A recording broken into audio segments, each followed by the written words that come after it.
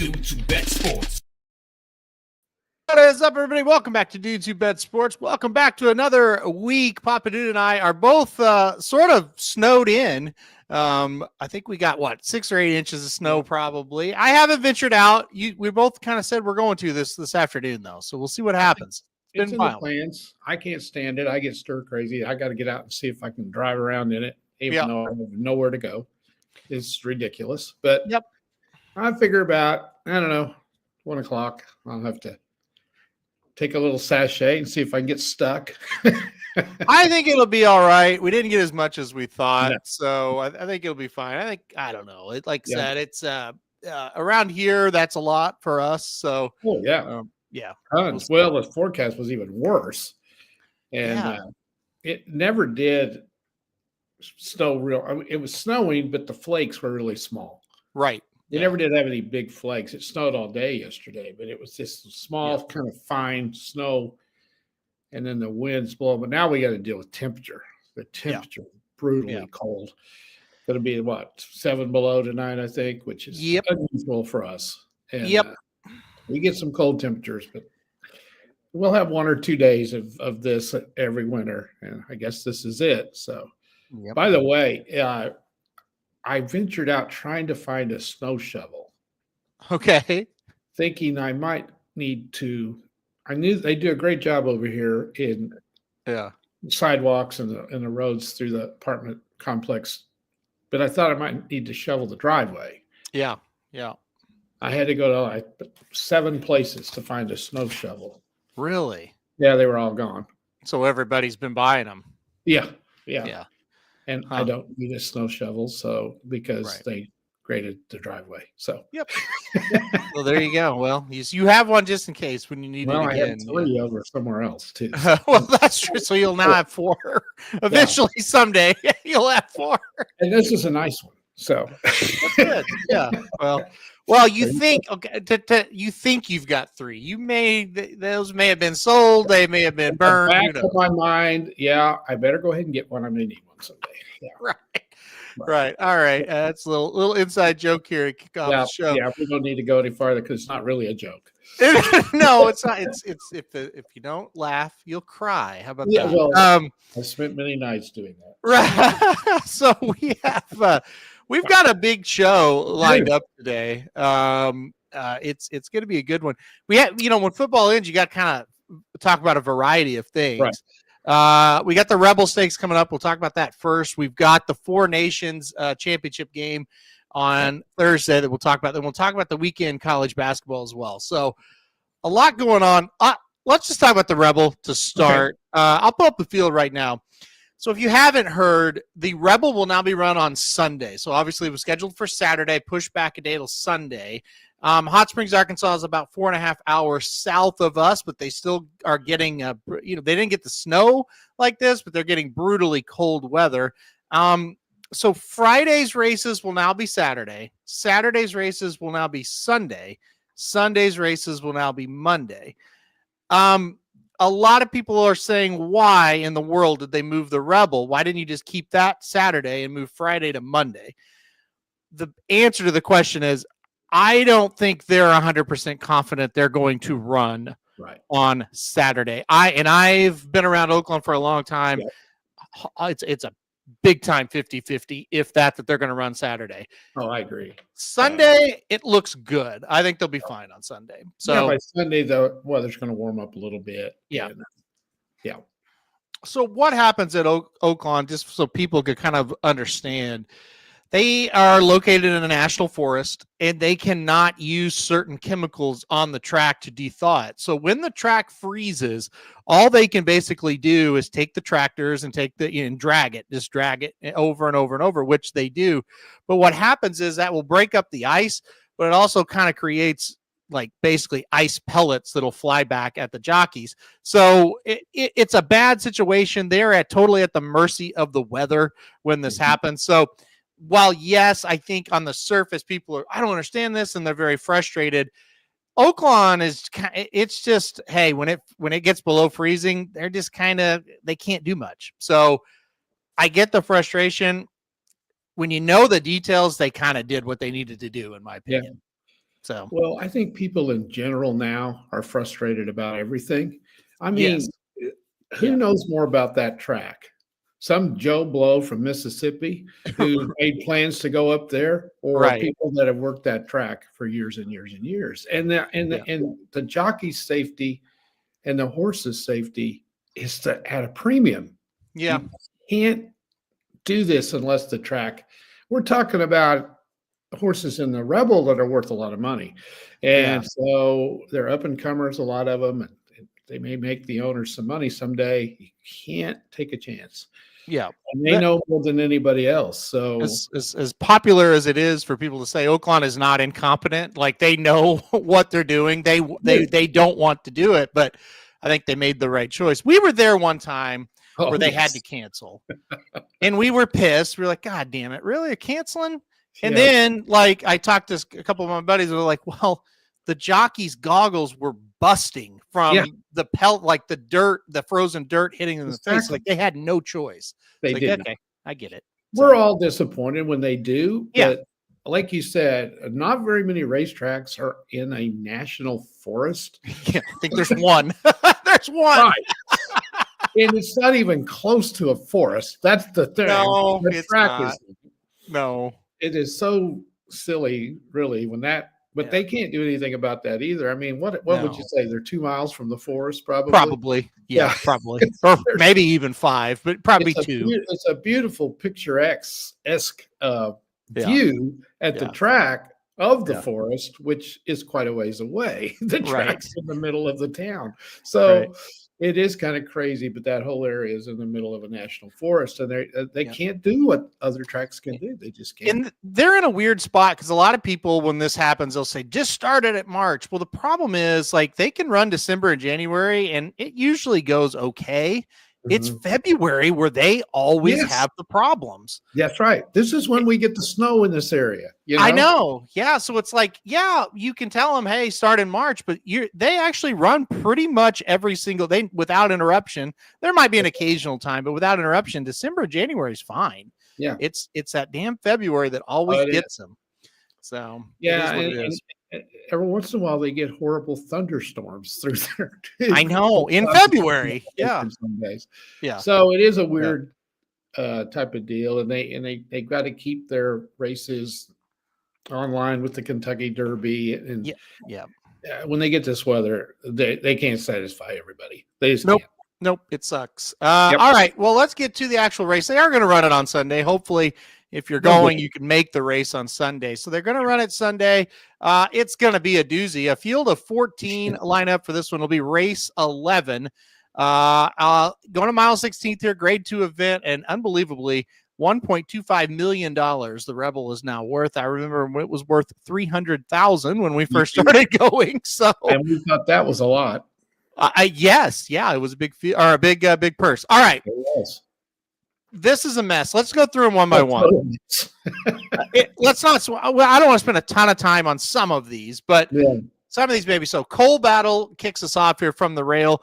Of course, he's won 3 races in a row, including the Remington Park Springboard Mile and the Smarty Jones. I doubted him in both those races. Mm-hmm. Here I am doubting him again. I know. What do you think of Cole Battle? Well, I'm just like you. Why would you doubt him? I know, but I am. He got out in the Southwest and wired it. He did not weaken. Right. Smarty Jones. Yeah. I mean, Smarty Jones. I knew what you meant. Yeah. He won by 4. Mm-hmm. What has he done wrong? Nothing. I mean, nothing. He's 4 for 4 on the dirt. Yeah, there is some speed in here. Yeah. I don't see a ton of speed. Well, I think there's enough. Some that could get him in a mess, but there's another speed horse that he's been in with a battle. Anyway, could it be we don't know much about the trainer and the jockey? Well, I think it's a lot of it. Yeah. That's me. That's me. Exactly. This would be a hands-on at 10-1. This horse should not be 10-1. Would you agree with that? I would agree with that. I also think this was a very, very difficult morning line to make. Yeah, no doubt. He might not be 10-1, and I'm not going to be critical if he's not, because it's a tough one to make. And Well, it's the jockey yeah, trainer combination, I think, a little bit too. oh yeah, That's a lot absolutely, of it. absolutely. Speaking of, difficult morning line, I would not have been able to know how to do the morning line on any of the races on Rebel Day. It was tough. Most of them, there's a couple that I think you could say, Yeah, okay, this horse can be the favorite, but yeah, most of them were definitely. tough for sure. Yeah, it's a tough card. I've got to include him in there somewhere. I did not pick him to win. I picked him third.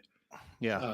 I just don't think you can leave him off at 10-1, especially. He may go off at like 8-1, 6-1. I don't think he's going to go any lower than that. I just keep waiting for the bubble to burst, and I think this is the time, but I thought last time was the time too. I will say that last race came back to be pretty bad. It's not him, but the rest of the horses were really horrible in that race. So, all right, let's see. Admiral Dennis, the 2-horse, will move on. I just don't have a lot of interest in this horse. You hate to say that about a Brad Cox trainee, but I don't know. I don't have a lot of interest. What about you? No, not at all. Yeah, None. and I'm with you. I don't. You probably should, but I don't see if the horse has done much. Yeah. He stumbled out of the gate in the gun runner, so you can cross that off, but that allowance race came back pretty slow. Now the 3rd place horse did come back to win kind of a slow maiden race right here at Oaklawn. I just don't think this horse has another gear. I think he's kind of one paced. So yeah, I'm not with him at all. Kevin B says, is it crazy that he's 12-1? I wouldn't bet him at 20-1. I think it is crazy he's 12-1, but I think he's 12-1 because of Brad Cox. I think that's, well, I do too. Yeah, that's that kind of the main reason. The number 3 is Sandman. He is the 4-1 favorite. A favorite at 4-1 shows you how wide open everybody thinks this is. Thoughts on Sandman? Well, it's who I picked. I hate it. Well, that's a good start. Okay. I honestly do, but when we get to another horse down the line, I'll tell you my feelings on it. Okay. He was kind of I don't know. When I was all settled, I had more confidence on the trainer jockey combination, I think, more than anything. Yeah. I thought he was pretty impressive in the Southwest, finishing second. Yeah. He kind of broke in a kind of a mess. Yeah. He closed 2.5 lengths on the winner of the Southwest. So he was coming hard at the end. I liked that. He had won an allowance here before. I just kind of liked that, and the fact Cassie's, I think, one of the better trainers of the horses that I like in this. Yep. So I landed on him as the winner, but I don't have much confidence. But I can't say I have confidence in any of them. He was kind of the lesser of the evils, and I went with him to win. But I wouldn't bet a bunch on it, that's for sure. But I do think he's going to hit the board. Yeah, I think he is. He's one that's going to get a nice setup. I do think he'll come with a nice run. The problem is, okay, he had a horrific trip last time out. There's no doubt, but everybody saw it, knows it. I mean, I don't know. Like, he usually comes from out of it anyway. I know he was further back than he wanted to be.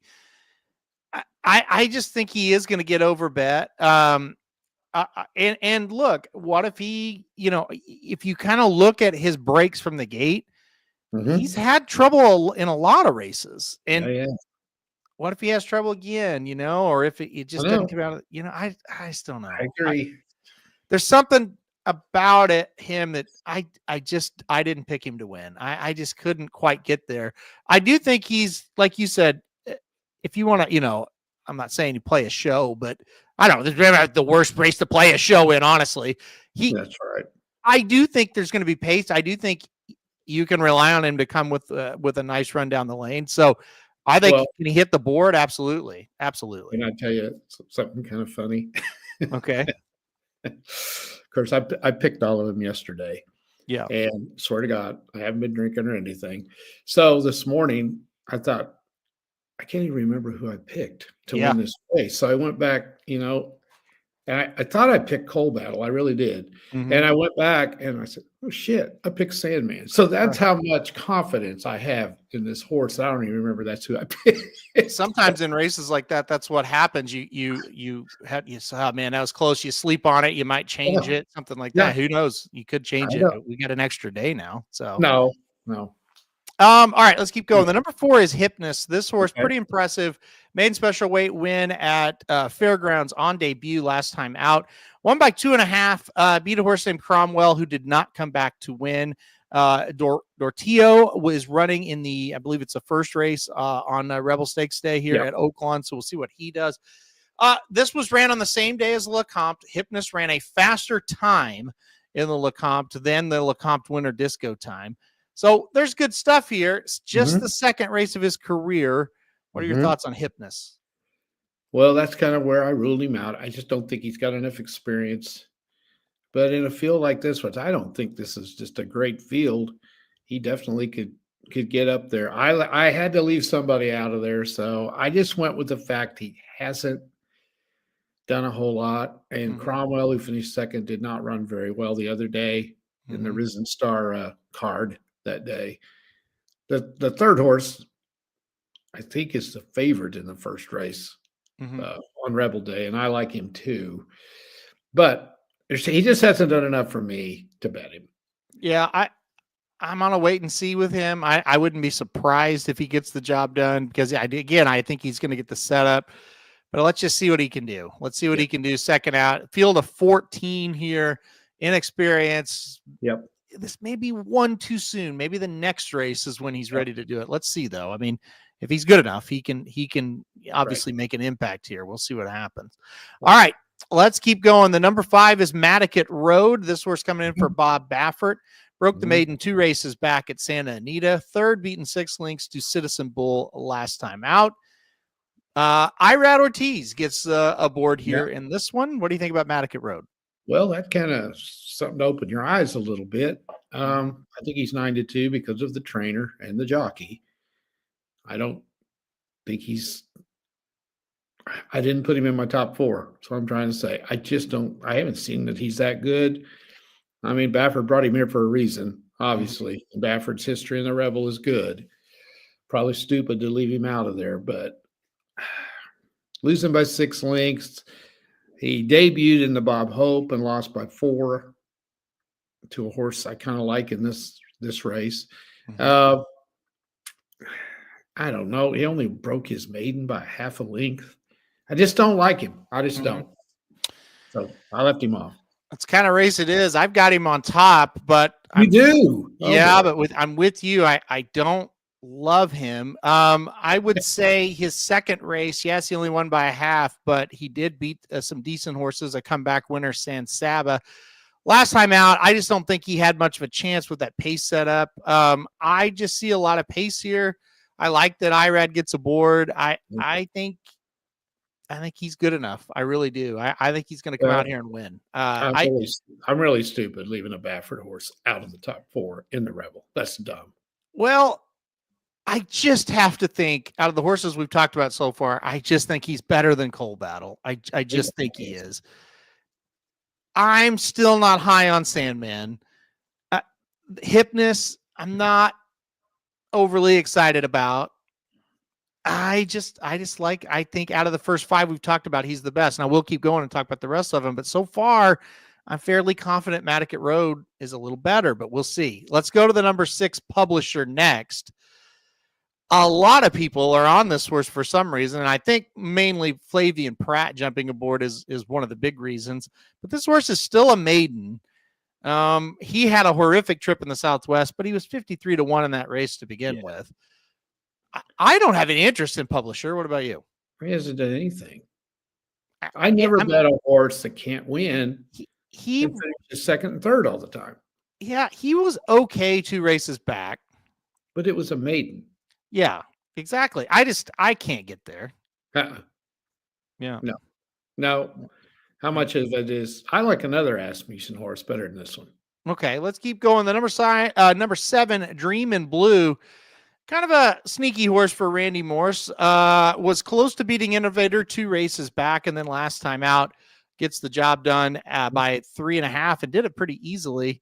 What are your thoughts on Dream in Blue? Well, I think you know my thoughts, and I don't mean this in a bad way, but I don't think Randy Morse can win the Rebel. So there you go. That's my thoughts. I think this horse is getting better. I do too, and I like Randy Morse a lot. I do. I wouldn't be shocked if this horse hits the board at a big number. Well, maybe hit the board, but I don't think he's not for me either. I have to leave him off. All right, let's talk about the coach, number 8, Innovator. He's coming off of a third place effort in the Lecomte. He set the pace and just barely got beat 3/4 of the length, couldn't hold on. Here he is here in the Rebel. He's going to juice up the speed. There's no question about it. Can he actually win? That's the question. I thought about him quite a while because his last 4 races have been really good.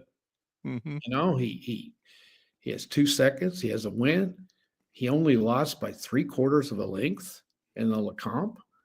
He ran great. We know he has experience. He has 8 races under his belt. Big surprise. He's ran at good tracks. I don't like that stakes race he ran at Oaklawn in early December where he lost by 5 3/4. He was second, but that's not a very good second. Then came back, though, to win on the 29th of December, and then went to the Lecomte and ran good. So this horse has got some quality there. I just couldn't get there, though. I almost put him in the top 4. I do. I wouldn't be surprised if he hits the board either. I couldn't do it. I couldn't either. I couldn't do it. Now, listen, did you watch the Sunland Derby? No, I did not. Okay, you go back and watch Sunland Derby when you get a chance. D. Wayne Lucas has Caldera. That horse might be pretty good. Okay. That horse might be pretty good, but I don't think I think Innovator is an okay horse, but I do too. I don't know. I just don't know. So I don't think he's a Derby horse, and I don't know why, because he ran okay, but I just don't know that he wants to go long. I think he might be better going shorter. So yeah, we'll see. All right, number 9 is Smokin' Wicked. This horse has been on a wicked roll, 3 races in a row.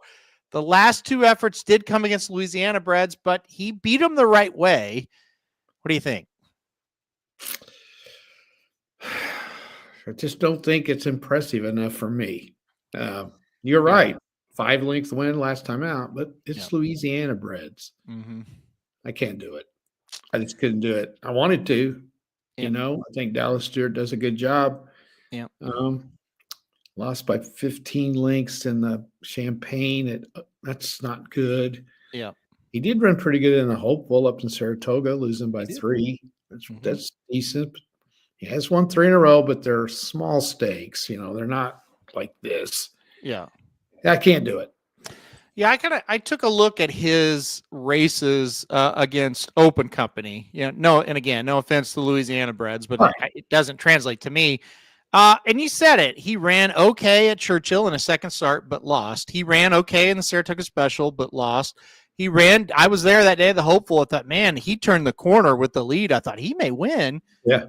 He lost.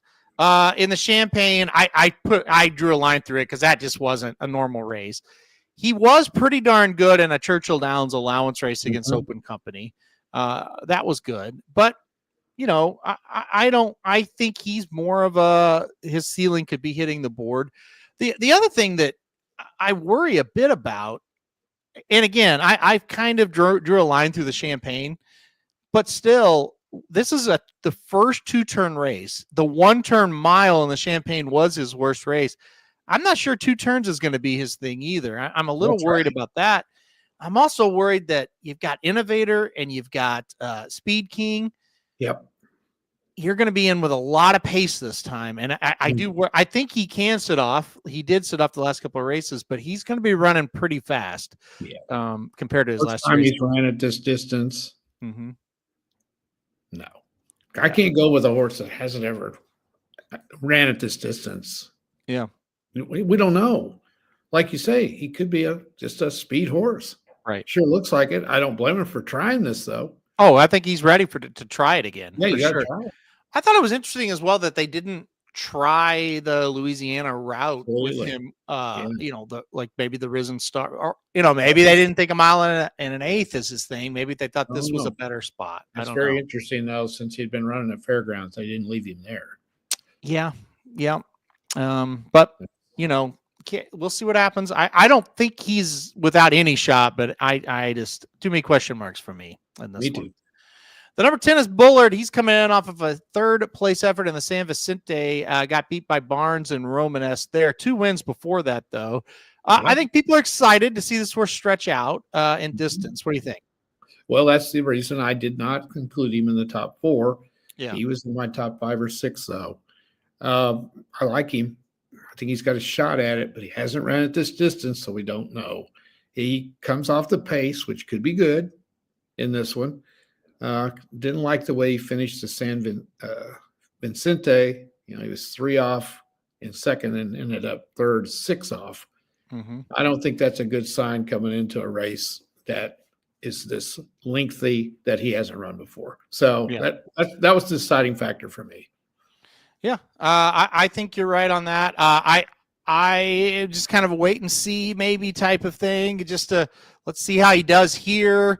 He might need a race as well. Like I don't know. I was just a little bit not sure on him.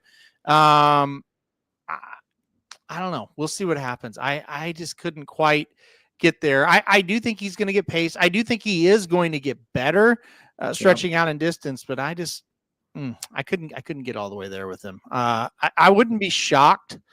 But I couldn't pull the trigger. I'm still skeptical how good he is. Me too. As well. Like I'm not sure. I'm really not sure. I'm kind of this way too. This track is going to be weird on Sunday. Right? Yeah, I could see that. Yep. These horses that haven't had a race on this track's weird anyway.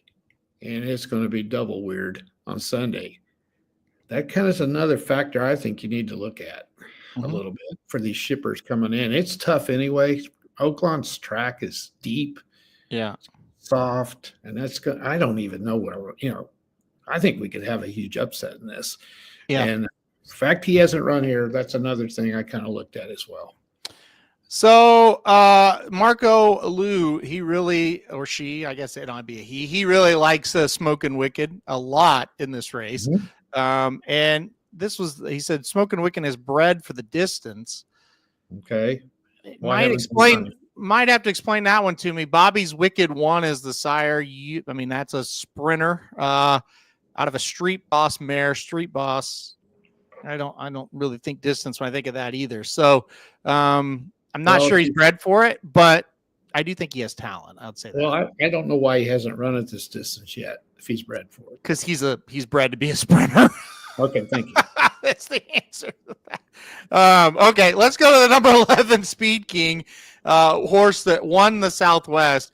Look, in the Smarty Jones, it's not Smarty Jones, in the Remington Park Springboard Mile, I was on Speed King heavy, and I was super mad when he got beat. But then when Cold Battle came back and won the Smarty Jones, I thought, okay, maybe that wasn't so bad. And then Speed King comes back and wins the Southwest. So, all right, let's talk about him. Can he do it again? Can he go gate to wire again? Well, you know where I'm going with this. And this is who I want to win. I want him to win. Because I know you don't think a whole lot of the trainer, but I do. No, I that's not true. And I think he's getting better as a trainer.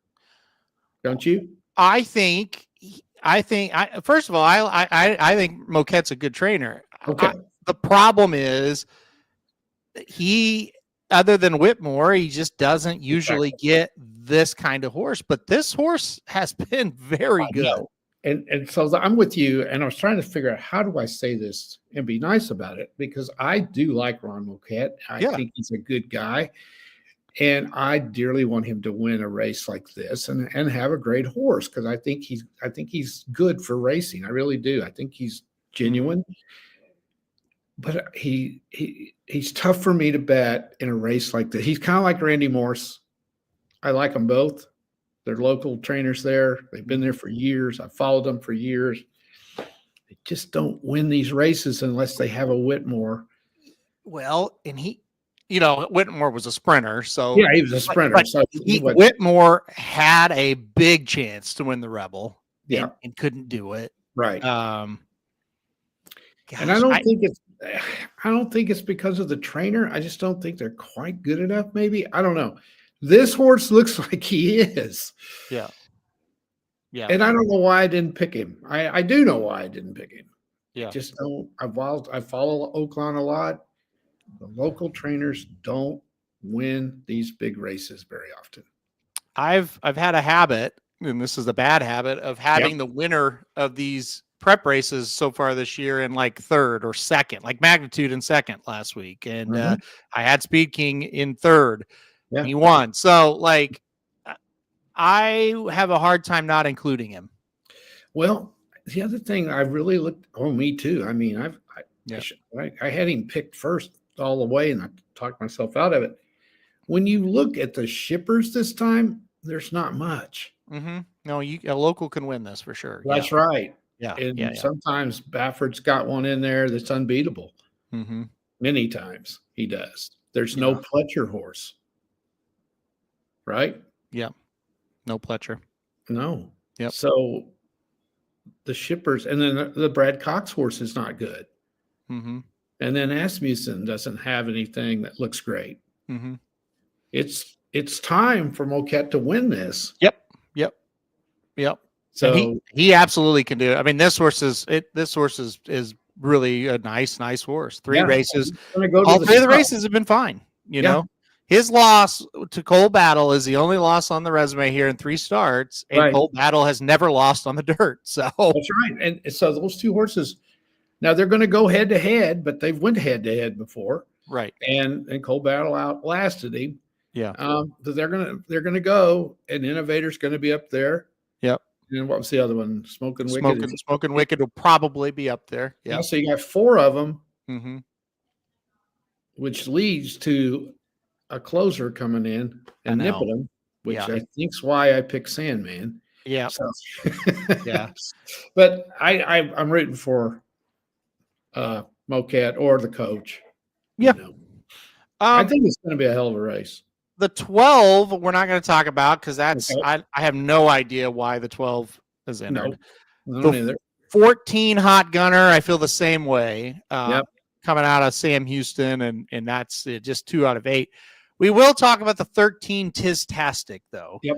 Asmussen horse here with Jose Ortiz aboard. Mm-hmm. This is an interesting horse. He has been within the realm of Sovereignty, First Resort, Jonathan's Way, Speed King, Sandman last time out. Closer should get the trip as far as getting a pace set up on paper, should get it. What are your thoughts on Tistastic?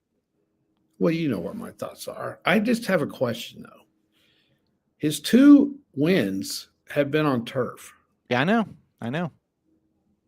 That's odd. Mm-hmm. That then they switched him to the dirt. Mm-hmm. No one knows more about Asmussen than you and I. Mm-hmm. I mean, they can know as much as we do, but they don't know more than we do because we follow him. We admire him. We trust him. There's a reason he's put that horse on dirt. Mm-hmm. Yeah. That may be the best horse he's got in 3-year-old. Well, now it might be. Exactly. What happened. Yeah. These 3 races are the last 3 races. He seems to be getting a little better to me. Yeah. A grade 3, a grade 2. He did not run poorly in the Southwest. Mm-hmm. He was a little bit wide. He got in traffic. He closed really well. He went from 6.5 lengths to 2.5 lengths. He's in my top 4. I put him in the top 4 as well because I think he's going to close super well. I do too. And look, getting Jose Ortiz is okay. Yep. I don't mind that. Nope. I think he'll run well in the spot. I do too. And Asmussen usually runs well on Rebel Day. So yeah, and wouldn't be shocked if we see this horse get up and get there because it's and his horses obviously are running very well. So and Asmussen horse at 8-1 in Oaklawn, you better throw him in there. Yeah, for sure. Yeah. All right. We'll talk about Asmussen for a second here. Top pick in the race, though. I went number 5, Matticat Road. You went number 3, Sandman. Any final thoughts? No, but neither one of us are real solid on it, right? No, Yeah. I'm spreading in this race for Yeah. sure. Oh, this is a I'm going to get to kind of some of the comments. Going to do this one first, and I think Okay. this is going to be a big key. How do we think the race will be bet? What's the shortest price? Who floats? I think that's the key to your betting. For example, if Sandman is bet hard, I don't think you really want to bet him. No, Even I don't. and same with Matticat Road. If somehow he's getting, I think Matticat Road's going to float up, and that's like I think it's like 6-1 is what he's going to be, and that's part of the reason why I like him. Speed King, I think, will take more money than 6-1. Well, he will because the locals will bet that horse. That's the thing, and there's a lot of talk amongst the locals of Speed King. So Well, and Mocat is very well liked, I think. Yep. I think Sandman's going to be like 3-1, and I think Speed Probably. King's going to be like 4-1. I think Matticat Road will get bet down. You think so? Okay. Yeah, because of Baffert and Irad. Yeah, you might be right. Listen, if I'm at the track, I probably would have a total. I don't know. The more I think about it, why did I leave Baffert off the top 4? That was so stupid. I just don't think that horse has a lot of pizzazz, I guess. But yeah, he brought that horse there for a reason. Yep. Baffert doesn't ship unless he thinks he can win. Yeah. So, yeah. I think as far as floating up, I think Bullard's going to float up from 5-1. I don't think there's any doubt. May get 7-2. Who? The Baffert horse. Yeah. He might go up to 4-1, 7-2, maybe. I really think the locals are going to bet Sandman and Speed King hard. I think there's enough on paper to bet for the non-locals to bet them hard too. So you follow this far more than I do.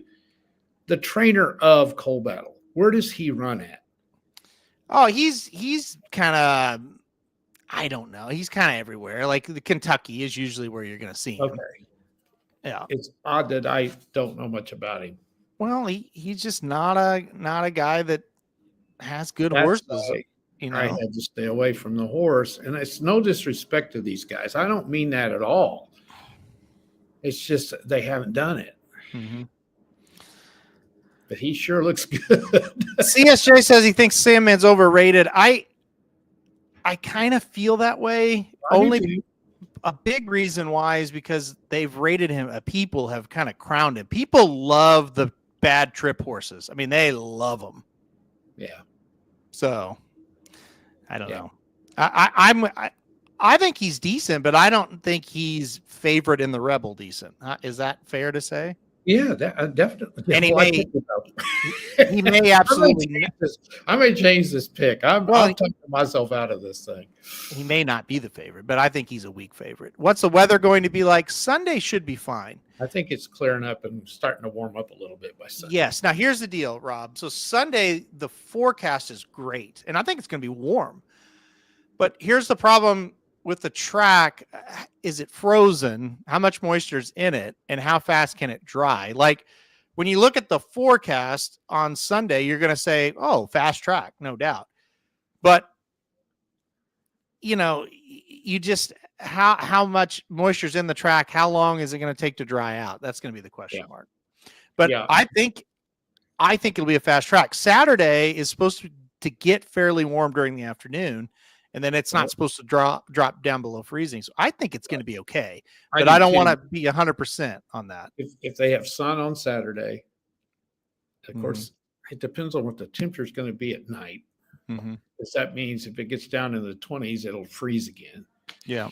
The Rebel doesn't run till late in the day. So if you've got sun all day long, and they'll keep turning that track over and over and over. Oh yeah, all night long they will do it because they want a good fast track. And they do.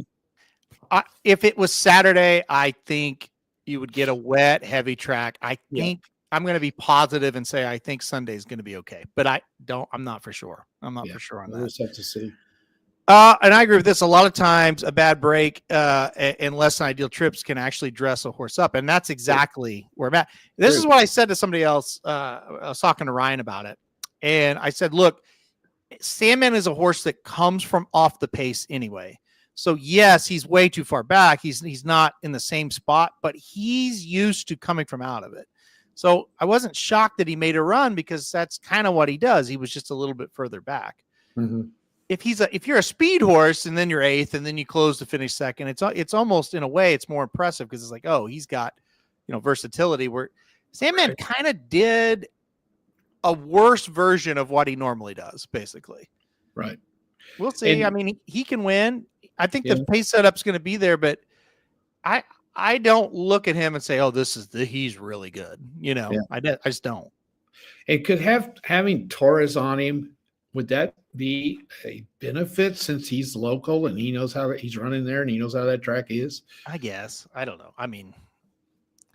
I'm not one that puts just a whole lot of emphasis on jockeys, so it's not. I don't think it's not going to hurt. I don't either. No. I do think it is interesting though that our Rad's in there to ride that horse for Baffert. Yeah. He likes to win. That's why. So yeah, I know. There was something else I wanted to get to. Oh, I wanted to do the magnitude thing just real quick here. Let's see. Kevin said if you'd picked magnitude on top before the race, I would have called the cops on you.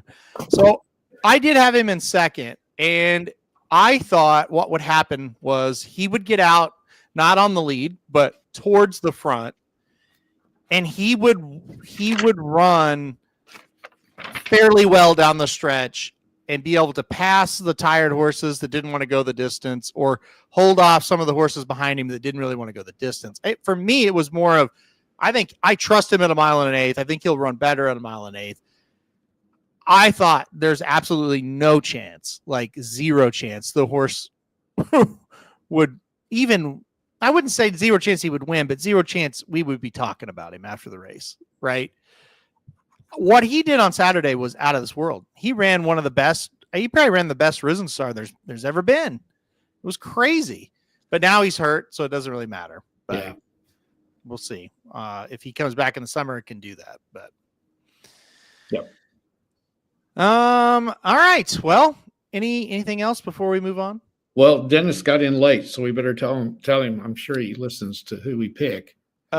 Dennis, well, no, we're not. He's going to have to just go back like everybody else. We don't treat him with he can watch treatment. He can rewind it. Yeah. Yeah.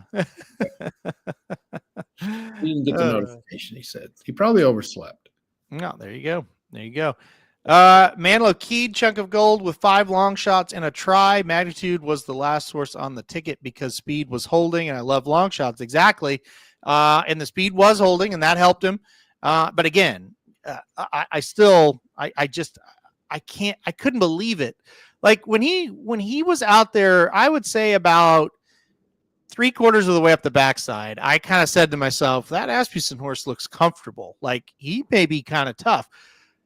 If he kicks on and he wins and he runs like a 93 buyer and it's like, yeah, it was good, but he won by a half length or whatever. Yeah, I get it. I wouldn't have been shocked at all. Would not have been shocked at all.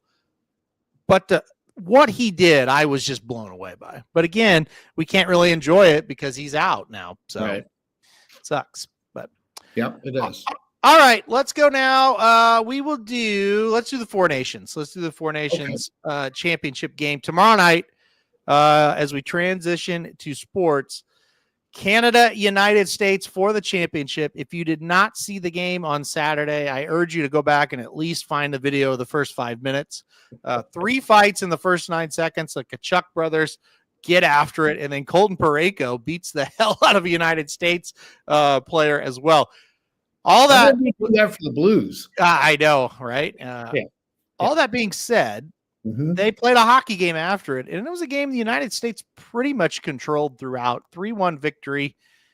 Biggest hockey game of the year, biggest sporting event of the year for me, coming up Thursday night. -110, total coin flip game. What do you think? Well, first of all, the NHL has got this right. We got to brag on the NHL because why have an all-star game? Yeah. When your players don't care. Yeah. They don't hit anybody. The score's 15-14. It's ridiculous to have one. And did you see the circus of the NBA? No, but I heard about it. Yeah. Total stupidity. Yeah. Yeah. And then the NFL, don't even get me started on that. Let's go have a touch football game, flag football game. Right. Is that not? Why do you even do this? Yeah. Just say, hey guys, you made the All-Star team, and congratulations. Yeah. So it's so funny because I've got maybe 3 people in my phone who are hockey people, and they get it. And we were all like, this is gonna be amazing. And then everybody else was just like, who cares? What is this? I don't care what this is. Most people don't even know what's going on. And it's like, and I'm like, people were like, well, yeah, like one of the people on the VSiN show last week, I was like, let's talk about the Four Nations. Like, I don't know what that is. I don't care. No, they don't. And then this week I'm going to go on and they're like, please talk about the championship game. Yeah. Okay. Now you know. But and Kevin made a good point to me during the first game. He's like, why do people not understand that this is the best sport? I was like, I don't know. Well, I don't know. Most people, I don't get it. They didn't grow up playing hockey, so they just that's a lot of it. I guess. But they finally have figured out how to make these guys care in an all-star type setup. Let's put them on a national team, and then they'll care because this means a lot. And I'm a little shocked that I know Canada. That doesn't surprise me, and I'm sure Sweden and Finland as well. But I didn't think the U.S. would care that much, Right. But they do. Who's going to win this? How would you pick this? I don't know. It's going to be awesome. the U.S. got beat Sunday. I think it was Monday. It was Monday, wasn't it? Yeah. Or was it Sunday? It was Monday. Monday. Yeah. But they hit the post like, 6 times, 7 times? And they got a lot of guys hurt, didn't play. I think that's the key. Are the Kachuk guys going to play? Yeah, they're going to play. Yeah. Okay. And is Austin Matthews back? Yeah, he's going to play. So they just kind of held up because they were in the championship game anyway. Right. What happened Monday in the U.S.-Sweden game really isn't. It doesn't really matter. Because they had guys. They had some of their better players out. And they hit the post 6 times the last time I lost count. Honestly, and people are gonna be like, "Oh, you're crazy." I thought the United States probably their best game was Monday that they lost. Yeah, and again, that happens in hockey. When you consider how many people were out, and they still dominated the game, and they should have won the game. Yeah, like it's hockey, and that's happened sometimes. That's why it's so hard to pick a hockey game. You don't know, right? And these 2 teams are even. The game is in the U.S. I don't think that matters. I guess I would have to pick the U.S. I tell you what's worrying me, Aaron, as a Blues fan. And I don't think he's been bad. We're talking about Jordan Binnington. Yeah. If he loses this game, what is Canada going to do? Oh, they're already all over him. And he's a flake anyway. Yeah.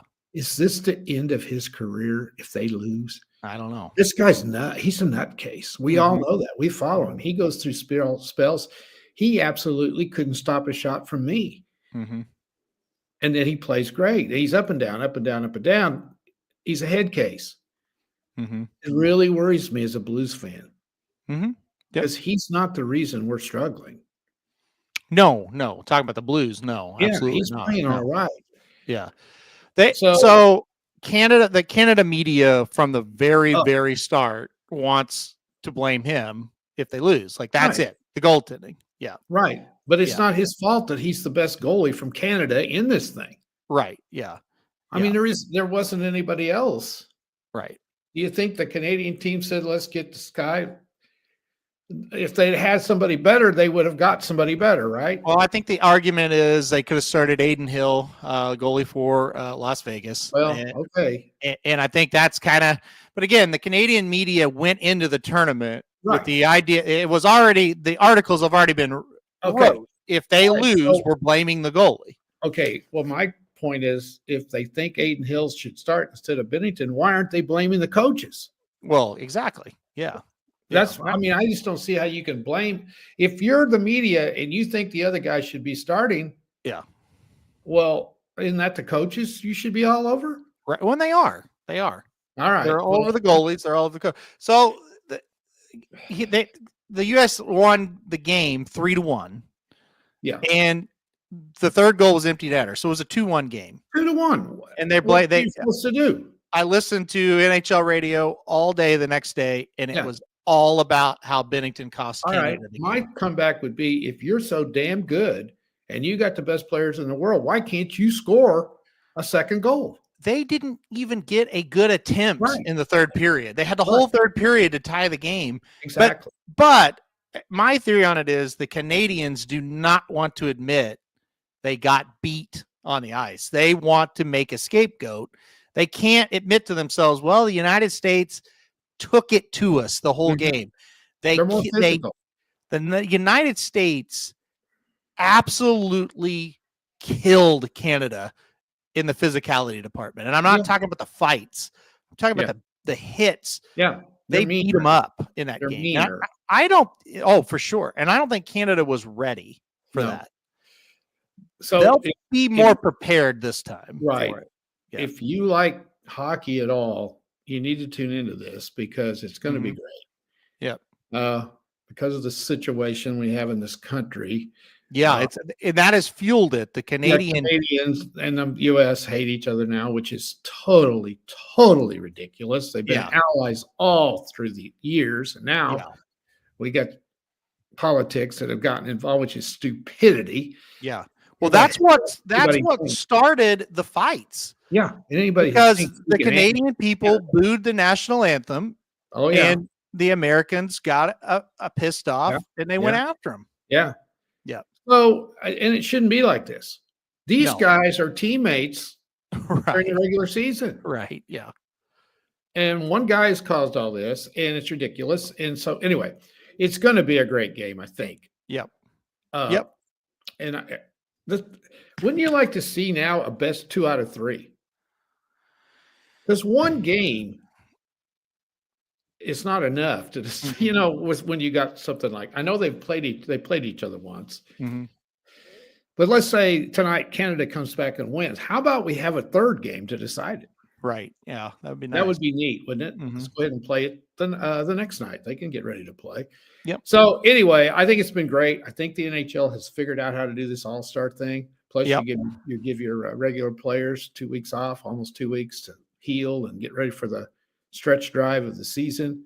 It sure beats Charles Barkley against Kenny and Jack and whatever, and Candace. That was ridiculous. And let's just play to 40. That's a lot of fun. Let's just go out there and play to 40. What's that take? 10 minutes to get to 40 when you're not guarding anybody? God, stupidity. What is going on? So anyway, I'm going to take. I'll take the U.S., but I wouldn't bet a nickel. Who are you picking? You're the hockey guy.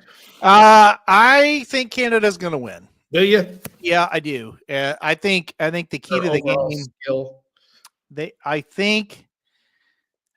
I just feel like the first game we caught them on their heels. I don't think they were ready for that. Yeah, they probably didn't think there'd be fighting. Well, we kind of, Heather and I kind of looked at each other 10 minutes into the game. It's like, these guys from the United States are on another level as far as the effort that's out there on the ice right now. They're absolutely destroying any Canadian that gets within 5 feet of them. I mean, the checks in the game were just incredible. And Matthew Tkachuk says Monday during the second period, he was one of the players they held out. He said Thursday night's the biggest game I've ever played in. And he won the Stanley Cup last year. And he said Thursday night's the biggest game I've ever played in. I think everybody is shocked by the intensity these guys have. Well, they're hockey players. That's the thing that nobody gets it that doesn't follow hockey. I'm not shocked at all. I remember talking to people about it, like, oh, what do you think about this? I was like, oh, it'll be a bloodbath. I'm a little bit shocked. I'm not at all. But my point is, though, the Canadians, even though it means more to them, more to their country, I don't think their players were ready for that kind of intense game. Maybe not. And I think they'll be ready this time. And I also think the Canadians changed up their lines. I think that helped against Finland. They looked better. And I think that the Canadians will go try to make this an up and down game. And well, they have more skill. They have more skill, and we have more fight. And so that's the battle. The fight won out game one. This game, I feel like the Canadians, they're going to be ready. They're going to open the thing up, and I think they'll get more goals. And I think United States can score 2 or 3, but the Canadians could score 6 on you. That's the thing. They are going to have some fight too. They got some physicality as well. So Yep. It'll be good. It's going to be fun. It'll be really good. Yeah. It's going to be, like I said, it's the biggest event of the year so far for me. And until the Stanley Cup, we won't see a bigger one. So listen, I text you Saturday. I said, all this shit happened Saturday. This is the only thing that matters now. I don't want to talk about Saturday. Risen Star and the basketball. I don't care. This is what matters. So, yeah. All right. I don't want to talk about Saturday. No, absolutely. We're not going to do it. So, okay. Do you have, let's see, where are we at? We want to talk about these weekend games? I don't care. We looked at them, but we can. So, we'll look at the Saturday college basketball slate. Of course, there's games still to be played for these teams. So, it's the time, really. Tennessee and Texas A&M kick us off. Number 6 versus number 7. Oh, boy. I prefer A&M.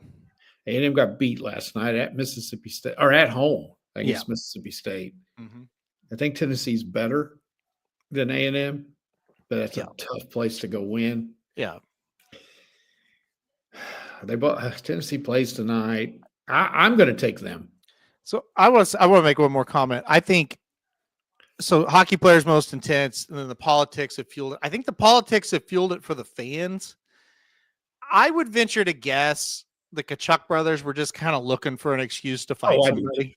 But politics has fueled the intensity for sure. For the fans, I think the players, it's always been there.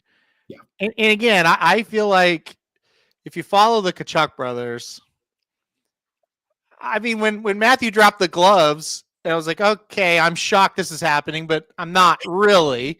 And then I told Heather, I was like, well, Brady's next. They're not, he's going to go fight this guy. You could tell he wanted to fight him. And so anyway, but it's politics definitely fueled it for the fans. All right. Let's leave politics out of sports. How about that? That would be great. Well, I mean, they usually are, unless it's countries that we are picking on for no reason. All right. Right. Oregon and Wisconsin. Who cares? Sorry, Wisconsin. I'll go Wisconsin. I watched Wisconsin last night because I had them as a best bet, and they drilled Illinois. They can shoot it. Definitely Wisconsin. But Oregon, it depends on what that point spread is going to be. They have a way of sometimes playing close when you don't think. Oregon's got a game tonight in Iowa that they should win that. Should win, but we'll see what happens there. Florida State and Louisville. Louisville trying to stay in the top 25, 13-2 in the ACC, 20-6 overall. It's unbelievable that one of the losses is turnaround. Watched them against Notre Dame on, I think it was Sunday, because I had them as the best bet. They killed them. Florida State is playing out the string. Again, it all depends on the point spread. Yeah. Because they'll be a heavy favorite, so obviously you pick them. Yeah. But what's the point spread? It'll probably be 12, 13, 14 points. That's a lot. Yep. West Virginia, Texas Tech. Texas Tech's pretty darn good. They lost last night. TCU beat them. TCU beat them last night. Yes, they did. And I think it was at TCU. No, I believe it might have been even at Tech. I don't remember, but they got beat. And so they got kind of derailed a little bit last night. West Virginia is not as good as they have been. Again, Tech will win. It just depends on what the point spread is. Mississippi State has a bye this week, so that'll be nice for them to get a little bit of rest. Iowa State and Houston, number 8 versus number 5. What a game this is going to be. Yeah, going to be a battle. I will take Houston. I will take Houston since it's not at Iowa State. Exactly. I just feel like Iowa State's a different team at home. They're not as good, and Houston is on fire right now. They did lose a couple of games back. I can't remember where it was at. I think maybe in BYU may have beat them. somebody beat them. No, it was Texas Tech, I believe, beat them. Oh, yeah, down in Houston a while back. But they went to Arizona, and Arizona's on fire, and they beat them. You know how they are. They Yep. I have to take them. And I think that spread will probably be 4 or 5 points, which might make Houston bettable at home. Yeah. Yeah. Yep.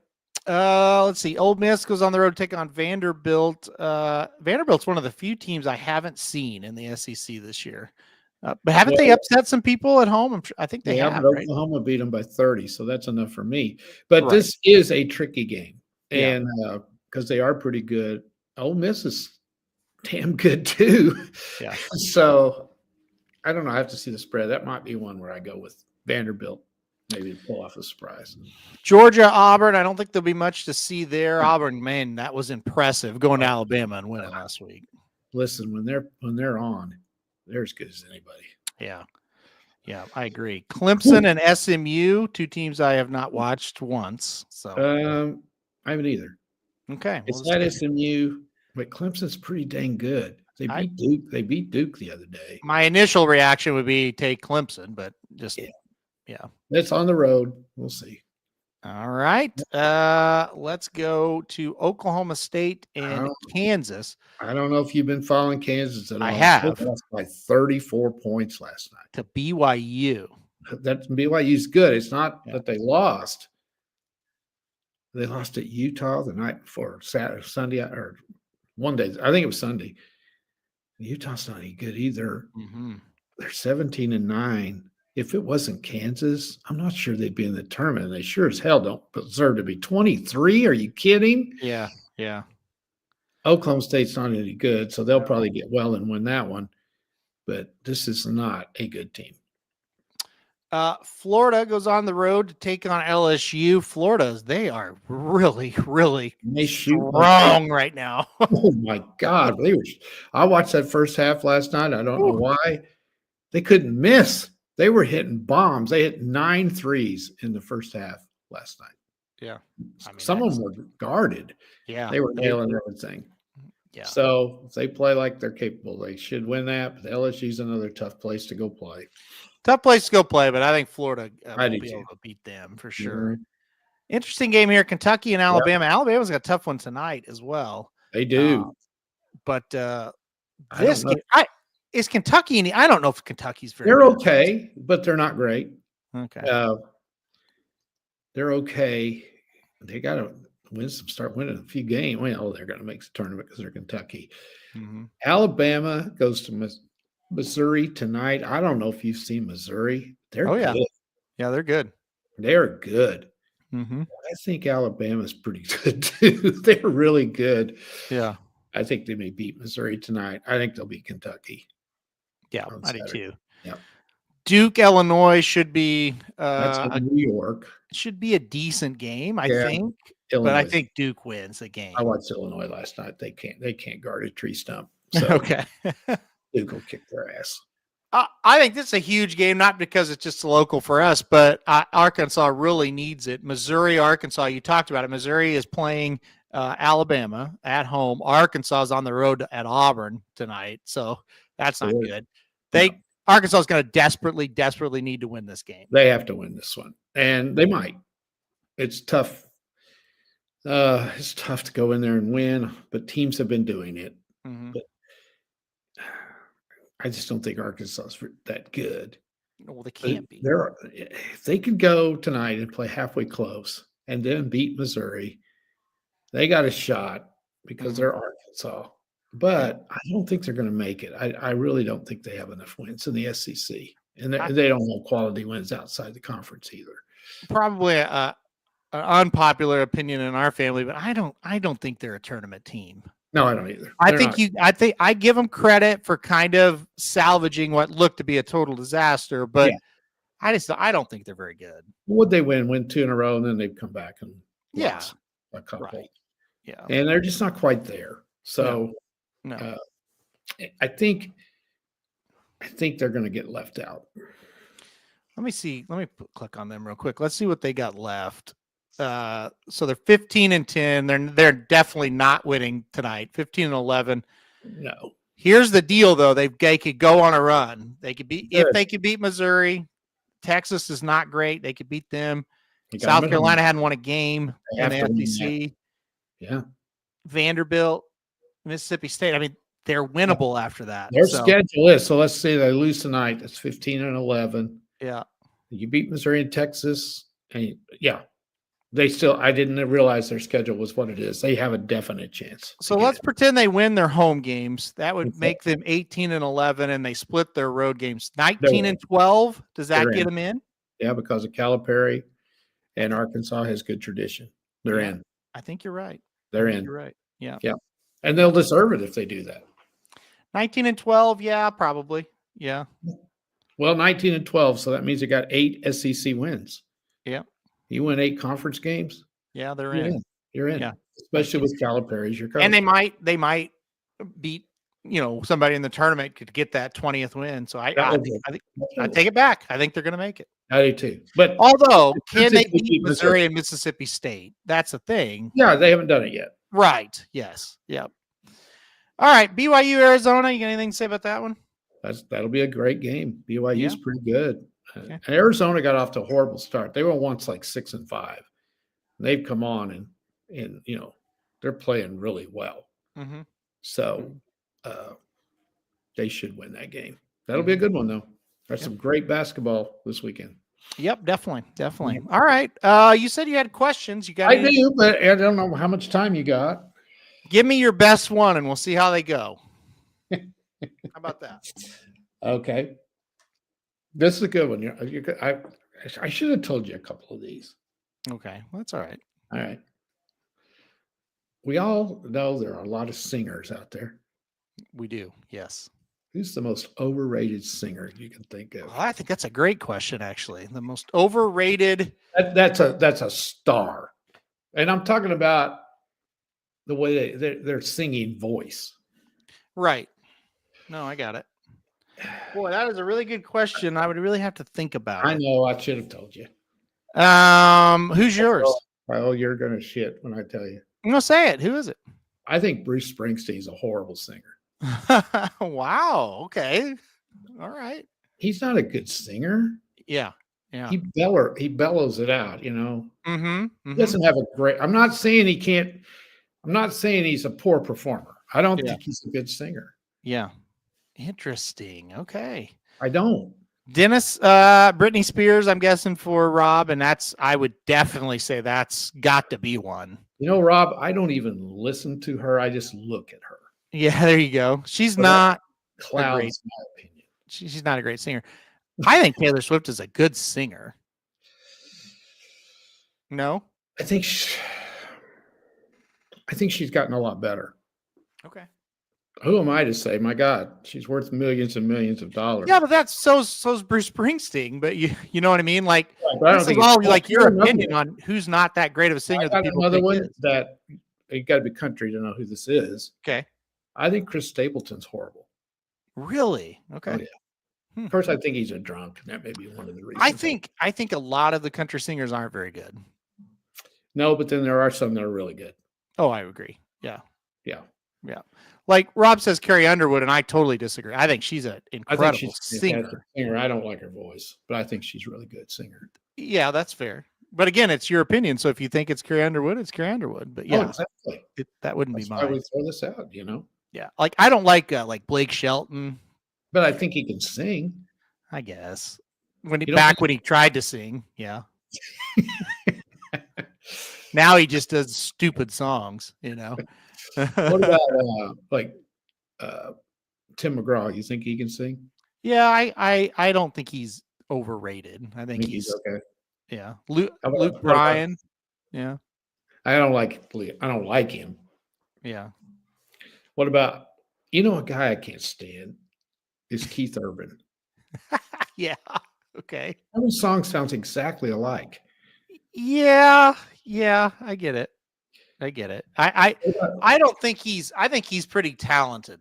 I don't. But maybe he's not the greatest singer. What about Chesney? You like Kenny? Yeah, no, absolutely. Yeah. How can you not? Yeah. If you're a country, I don't like to watch him. Yeah. But if I just listen to his stuff, I think he's good. Yeah. and George Strait, Yeah. George Strait. Absolutely. yeah, he's pretty good. Yeah. Yeah. I So, could see the Keith Urban. He does have a lot of very similar songs. never Yeah. say I know I know who it is before I ever hear it. I just hear the music. Oh, that's a dumbass. Anyway, So I would say Luke Bryan. I agree with Dan. His every song of his is the same. yeah, it's kind of the same. Yeah. Everybody, he just has got the reputation of being kind of phony. Yeah. For country. I think this is interesting. Dennis says Bon Jovi. Mm. So I think tough. I think maybe the voice might be overrated, but I don't think the band is. I think the music is really good. I do too. Yeah, I have a hard time. Yeah, they're pretty good. They're pretty good. Yeah, their songs are really, really good. Yeah. What about what's his name for the Rolling Stones? He can't sing. Oh, Mick Jagger. Mick Jagger. Yeah, Mick Jagger. He's not a good singer. Right. What about old Rod? What do you think of him? Rod Stewart. I don't know enough of. I don't care enough about him to give a opinion on that. Yeah, there's a lot of guys though. You know, some of them I wonder how'd they ever make it. Yeah, I know. Yeah. Anyway. Yeah. Morgan Wallen. Yeah. I am not. I don't hate him or anything, but I'm not taking. I thought it was a girl. I don't know who that is.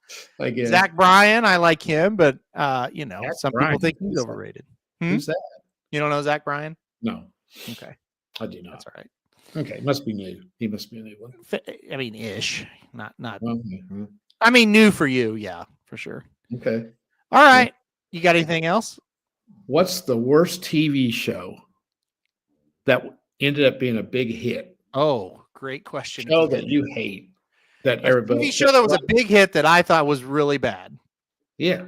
I have one, and you're going to agree, but people are going to lose their shit when I say it. Okay. I thought Friends is not good. Never got into it either. People compared it to Seinfeld, not even close, in my opinion. Yep. I never liked it. I never liked The Big Bang Theory. I don't like The Big Bang Theory either. I think it's stupid. Yeah, I agree. I didn't get it. Dennis says Big Bang as well. Yeah. Yeah. I just didn't think that was funny. I tried to watch it a couple of times. I never thought it was funny. Look, I totally 1,000,000,000% understand how popular that Friends was and how many and like good people were on the show and I never liked it. I just never liked it. And I tried. I just never liked it. Yeah, I watched it some, but I thought it was kind of. There was one on HBO I didn't like, Sex in the City. I thought that was terrible. Well, I think that's more of I think that's a female thing. No, okay. I don't think we were supposed to like that one. Okay, that's good. Grey's Anatomy. Never have watched that much. I can't say yes or no because I just didn't. I never got into it. I'm with you. No, I don't like the way they spell gray, so I stay out of that one. I never liked Scrubs. Did you watch Scrubs? No, hated it. I didn't like it either. I thought it was terrible. Very good. I couldn't stand that. I hated it. I did not like that show at all. When I studied abroad, the Germans loved How I Met Your Mother. Didn't like that one either. I didn't watch it much, but I would say I didn't dislike it, but it's not one of my top ever. It's good. I think it's good. I'll say that. Yeah. What's a show that you've watched on Netflix that you didn't watch, or Netflix or some of the streaming that you did not watch when it was on regular TV? I think we both are going to say the same thing. Oh, well, Breaking Bad is a show that I watched on Netflix that I didn't know existed on television. Is that on regular TV? Dexter was one, but I don't think that was on. Breaking Bad was. I don't think Dexter was. Okay. Yeah, Breaking Bad. Think real hard. Come on. You binge watched it. You loved every one of them. And you got me to watching it. Oh, shit. Schitt's Creek. That's one. Oh, so there's another one? The Office. Oh, The Office. Yeah, The Office. I didn't watch it until. I never watched an episode of that. Agree. Yeah. And then I started watching it. And it's one of those shows that you got to watch them all. Yep. If you just watch it once, you don't. What is this? This isn't any good. Yeah. So I was talking. That's funny you said that because I truly believe that with The Office. I was talking to my buddy, and his wife was like, he loves The Office, and I hate it.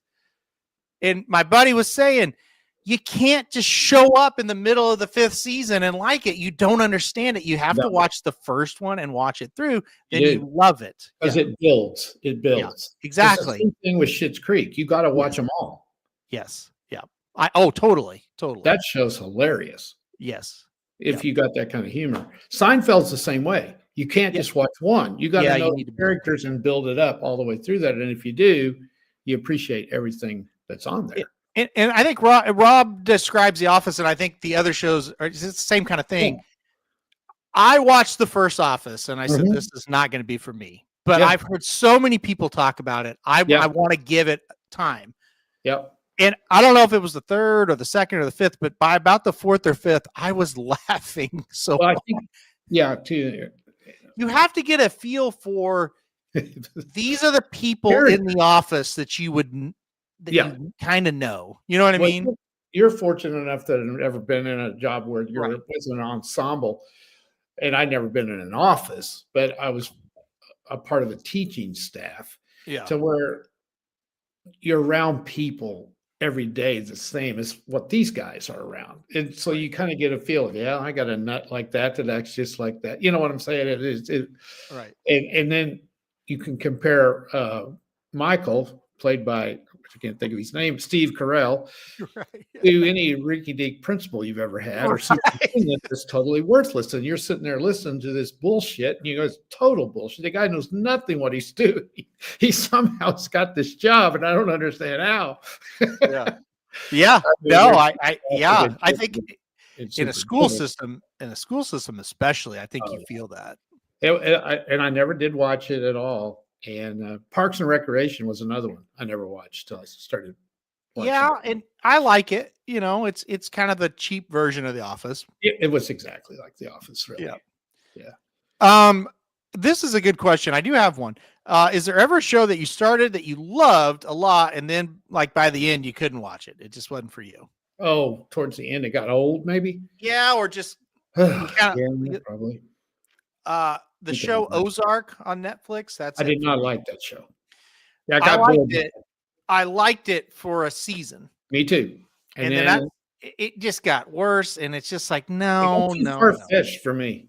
Another one, absolutely. This goes way back, and it wasn't real popular until it got on Netflix, and I simply couldn't wait to watch it each week. But I got tired of it because it got too far out there, and I didn't understand what was going on. Prison Break. Oh yeah, you told me about that one. Yeah, and I tried to watch it streaming, on whatever it's on. Same thing happened. I never did finish it because I don't understand what's going on here. It's gotten too far out for me. Yeah, I remember you loved that show, and then by the end of it, you're like, nope, they ruined that one. I thought it was great. Yeah, and but I just by the time that's a good question. By the time I couldn't do it. Couldn't do it. I tell you, a movie that reminds me, Prison Break reminded me of The Green Mile. Oh yeah. So that movie, you're going along there and like, this is really good. And then the shit flies out of the guy's mouth and it's like, nope, done. You ruined that. That's not what this movie is. You know what I mean? Yeah. I had another question. What's the worst movie you ever saw that was, it was a big hit? And I that's hard for me because I don't watch very many movies. I am really critical of most movies. No, I don't like them. Like my friends really hate talking about movies with me because I hate all of them. I do too. Yeah. My taste in movies, it's not. So like if the chat named movies, I would probably hate them. There's not very many that I don't like any of those action movies. None.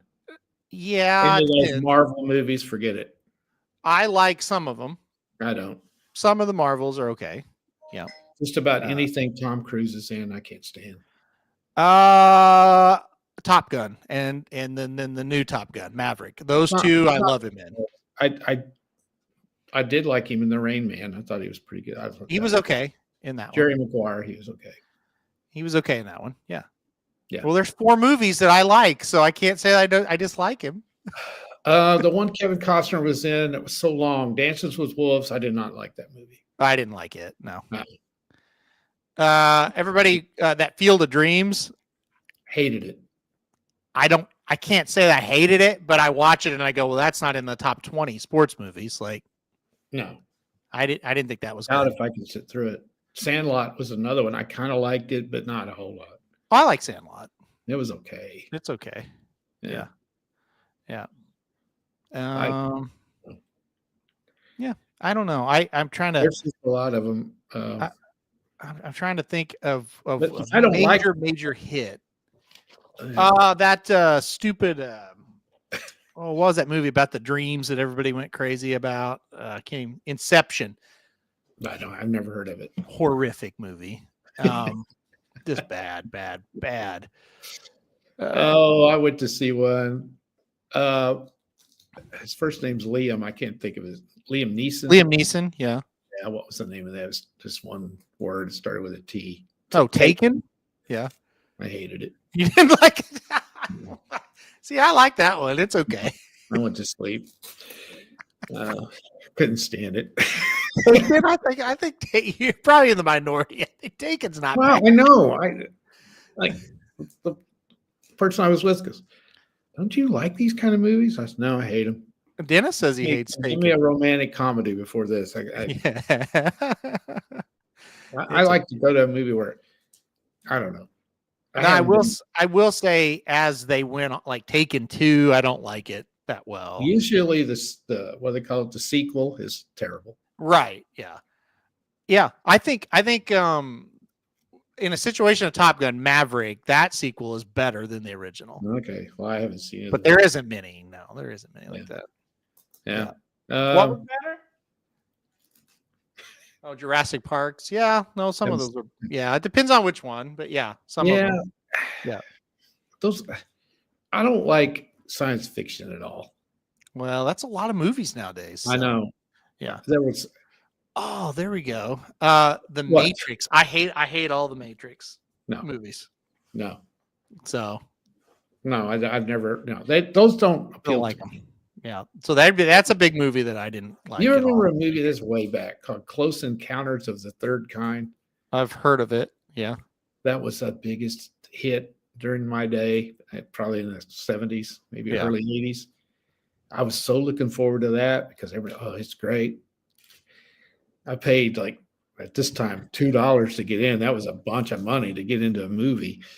Yeah, it was awful. Very disappointing.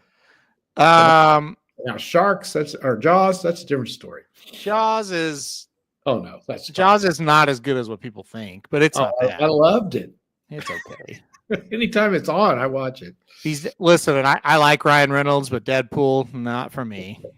Too stupid. Well, I mean, and that's okay. No, I'm not mad. I'm just saying for me, people like. I mean, that's why. No, it's not for me. That's not but not for me. Jaws. I still love Jaws. It's okay. Apollo 13. I can't turn that down when it's on. It's good. I like it. Yeah, I loved it because I remember when that happened. I think and it's good. They made that. That's a good movie. Yeah. Yeah. Anything Ron Howard directs is usually pretty good. He's really good. All right. Well, that's it. That's all we got. Biggest pet peeve. I got a new pet peeve for you. Okay. And it all stirs from people panicking when there's a snowstorm. Okay. And you have to go to Walmart. Right. So Sunday, because we had this storm coming in, we all think we're going to be marooned for like 3 weeks. Right. Yeah. So you go to the grocery store, you go to Walmart to get your supply of shit because you're not going to be able to get out for 3 weeks. Right. Nothing can be further from the truth. But anyway, you can't even find a place to park. Right. Mm-hmm. The parking lot is crammed. You go in there. People are so rude now.